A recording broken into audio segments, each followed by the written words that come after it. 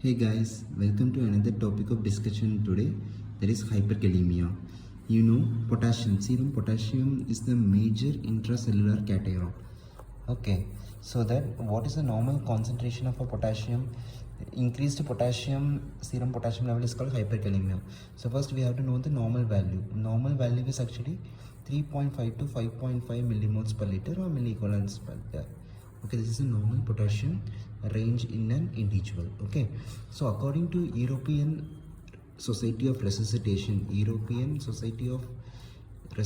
how what they described as hyperkalemia is actually your serum potassium level more than 5.5 milliequivalents per liter with the patient, if per liter the patient is asymptomatic, or if serum potassium level more than 6 milliequivalent per liter, a patient becoming symptomatic, then it is also considered to be definition for hyperkalemia. There is no concise definition for hyperkalemia. This is according to European Society of Resuscitation. They are given potassium level more than 5.5 milliequivalents is considered to be a hyperkalemia, and more than 6 is found to be mostly symptomatic.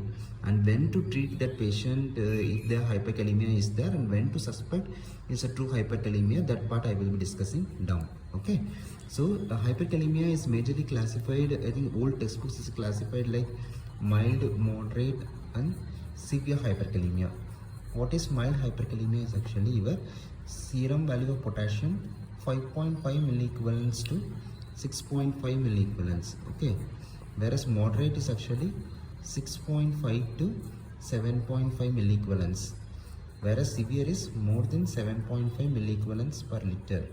This is the definition for mild, moderate and severe hyperkalemia. So whenever a patient, when you are seeing increased serum potassium, okay, first thing you have to look for the ECG changes, whether ECG changes associated with the hyperkalemia. Next question arises, what are the ECG changes would you expect in the patient with hyperkalemia? If the serum concentration is between mild range, that is 5.5 to 6.5, what ECG changes is actually you will be seeing, this is a P wave, okay, normal Q, R,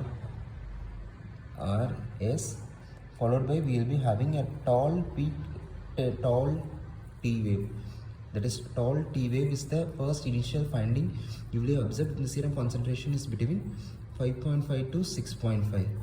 Okay, when the serum concentration actually increases to more than 6.5, the 6.5 to 7.5 range is there. Here what we can observe is the same.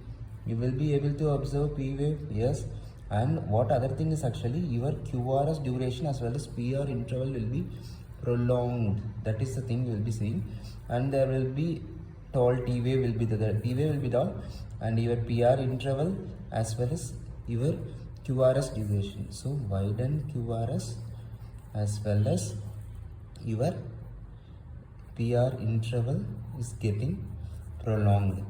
Okay, why it is prolonged? You have increased potassium because of the time for repolarization.